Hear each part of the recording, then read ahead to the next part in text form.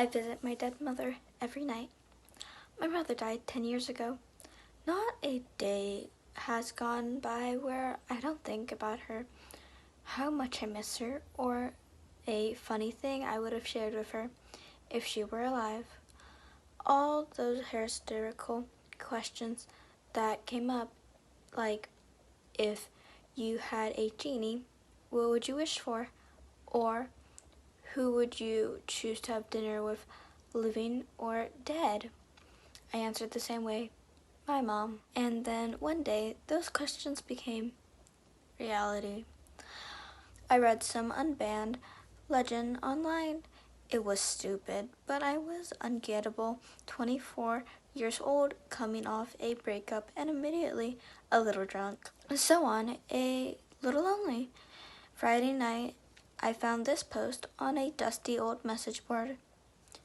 If you go to the corner of Maple Avenue and Willow Street in Drafted, it's exactly midnight, you'll find a ticket dispenser. There is a numerical keypad on it and a red button. Enter the date you'd like to visit on the keypad, mm/dd/YYYY, aka mm equaling the month, which is also double digit, day, which can also be double digit, and then year, which is 4 digits. And then press the red button. Take the ticket that comes out. There was more instructions that I skimmed through. I had to be holding the ticket or have it in my pocket and open the door, any door, at exactly midnight. If I did all of that, supposedly I would be transferred back to that day.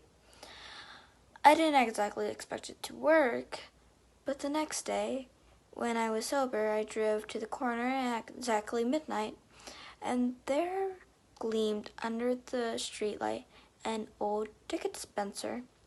It looked like the kind you would see in a parking garage, or maybe the kind train stations had before everything became digital. Just a little metal box with a keypad and a red button. I pulled over and got out of the car and walked up to it, typed in 02/24/2007, my 8th birthday. It wasn't some epic day of parties. It was a party on the weekend, but my parents still wanted to make my actual birthday special, so they took me to go see Egon and get ice cream with them on my real birthday. It was fun, just the 3 of us enjoying each other's company, my parents making dumb jokes about the movies and eating an enormous serving of Rocky Road, then reading a bedtime story, checking for monsters in my closet. I was already going on about a truck. The keys clicked under my fingers. A mechanical whiz pierced the silence, and then the ticket pushed out of the slot. It was perfect, non-script, a white ticket with the words round trip 02/24/2007, along with a small symbol printed on it with gold ink. I got greedy and tried a few more times, entering another date, and stood out in my mind. After 3 tickets, however, the machine only made an angry mechanical sound. I guess 3 was the limit. And so at midnight the next night, and I decided to give the first one a try. I was skeptical, but I'd come this far on this stupid journey, might as well try it. The ticket was security tucked away in my pocket, and one hand on the doorknob, the other holding up my phone, staring at the clock, waiting for the instant that 11:59 turned to 12 o'clock. I turned the doorknob. No way. There was a staircase in my closet. It was a narrow staircase of dark wood with a old-fashioned feel sweatered pattern climbed up the wooden baluster, and the ends of the basket were curved with claw feet. The wood gleamed richly in the soft light from my bedroom, visiting me to climb it. I stepped inside, slammed the door shut, the door behind me, and stared at the stairs. My entire body was vibrating with electronic energy, nervous and terrified. How can this be real? Maybe I had fallen asleep waiting. Maybe this was all a dream. That seemed much more likely.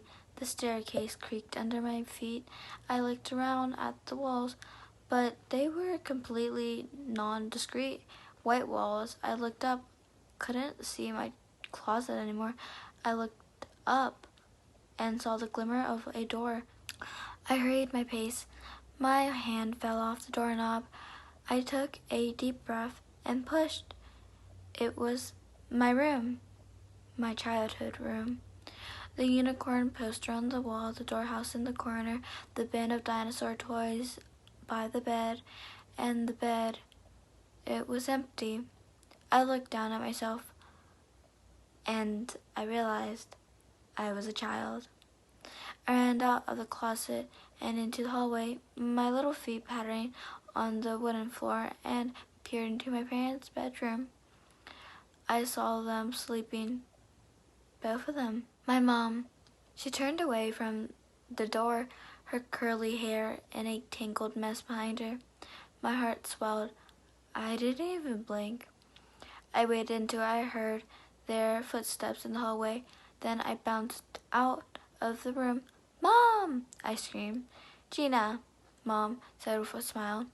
And then both of them sang happy birthday to me, grinning from ear to ear. I couldn't believe it. My mom was here, right in front of me.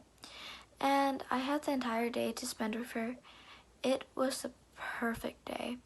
We played board games and saw Eder, and then we went out for ice cream.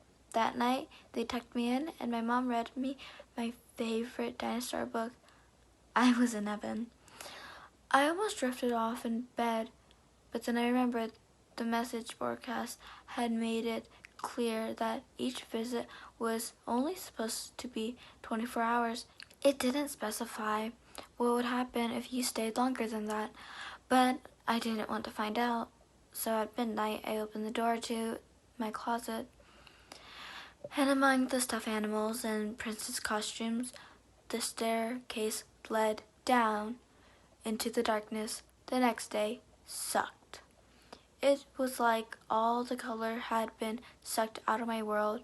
The only thing that kept me slogging through the day was counting down the minutes of midnight. I had originally planned to space my tickets out, but as hours clawed by, I realized I couldn't wait. So at midnight, I was there again, ready to open the door. The 3 days I spent with my parents were the best days of my life, and it wasn't just seeing my mom. To experience life as a child again, to be arrogant of all the evils in the world, of only feel of love, it was the most amazing thing I'd ever felt. For those 3 days, my life was sandcastles and Sunday pancakes, morning cartoons, and movie nights. Unconditional love that didn't waver for a second. It was the closest thing to true happiness I've ever felt. But I knew it had to come to an end. When my mom tucked me in, I fought back tears. I didn't want to upset her, so I told her I loved her and watched her go. Then at midnight, I took the ticket off my bookshelf and headed to the closet door. I forced myself to go down the stairs, even though my legs felt sad. As soon as I hit the bed, I began to sob. The following days were difficult.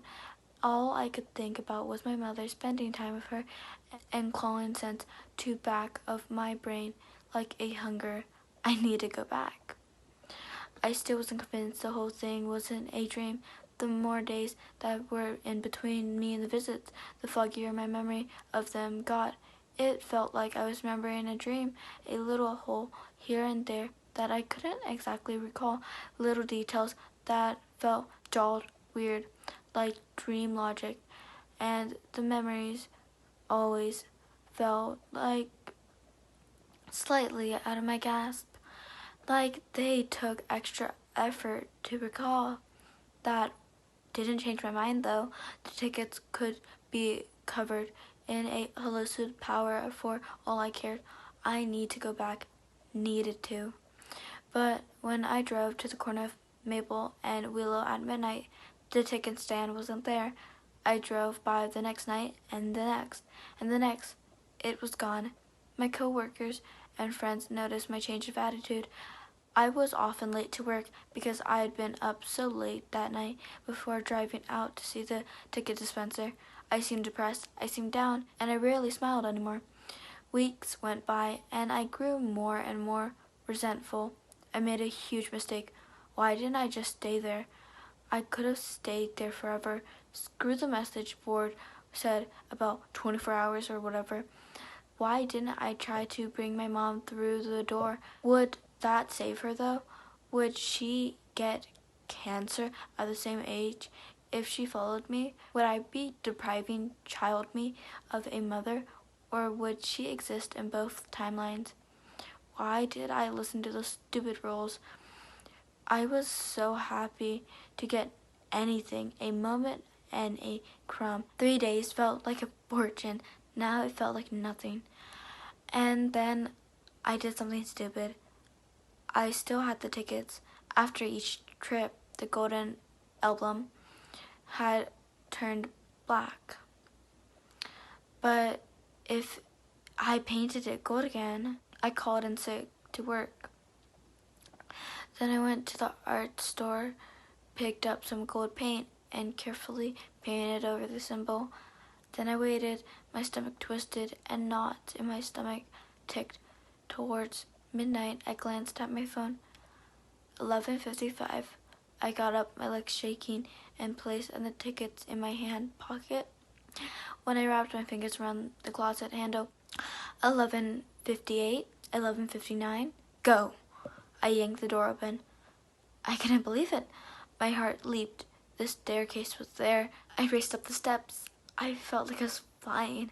I'm not going to leave this time. I'm going to stay there forever. My bedroom door came into view above my head. I raced faster, depriving, reached out and pushed it open.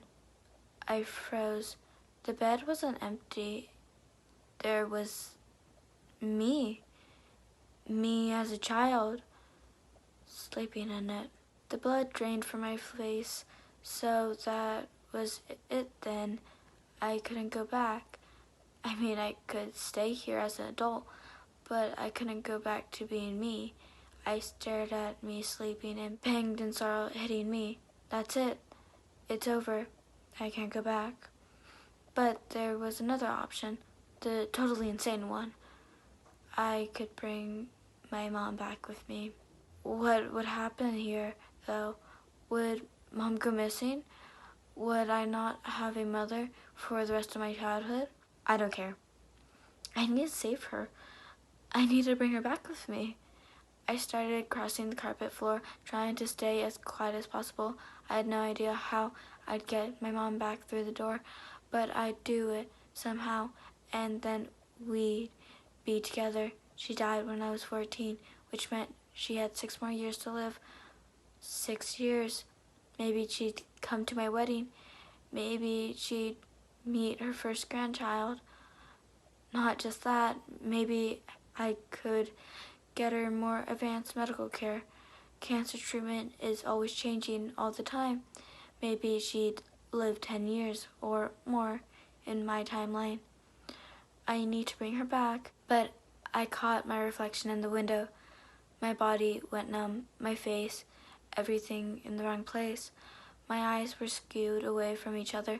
My jaw was split down the middle, and half of it was tilted, hanging off my neck.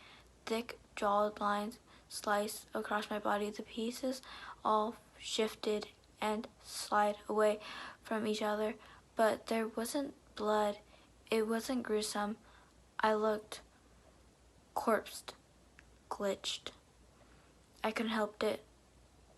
I screamed, and me, child me, shot up in bed. Her eyes flew open, and then she saw me. She screamed. Within seconds, the footsteps pounded on the hallway. No, no,